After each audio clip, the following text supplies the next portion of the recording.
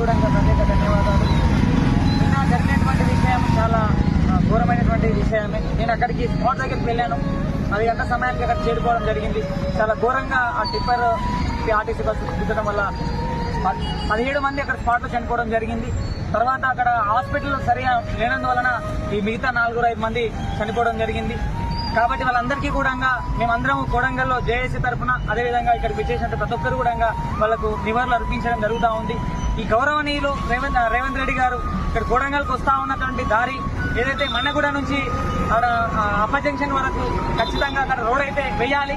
ఆ రోడ్డు వల్ల చాలా మంది ఒక మీటర్ కి గుంత ఉంది. ఆ గుంతల వల్ల రోడ్డు వెడల్పు లేనటువంటి వల్ల చాలా మంది చనిపోతా ఉన్నారు. లాస్ట్ ఇయర్ అక్కడ కూరగాయలు అమ్ముతున్నటువంటి వాళ్ళు కూడా చనిపోవడం జరిగింది. అప్పటికీ కూడా మీరు గమనించకుండా రోడ్లు వేయడం లేదు.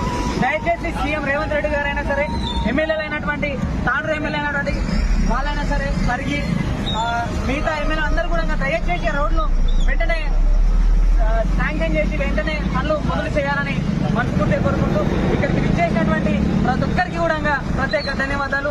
ఎవరైతే చనిపోయినటువంటి విద్యార్థి సోదరులు అయినటువంటి వాళ్ళందరికీ కూడా మా యొక్క తరఫున నివాళులు అర్పిస్తూ జై తెలంగాణ, జై హింద్.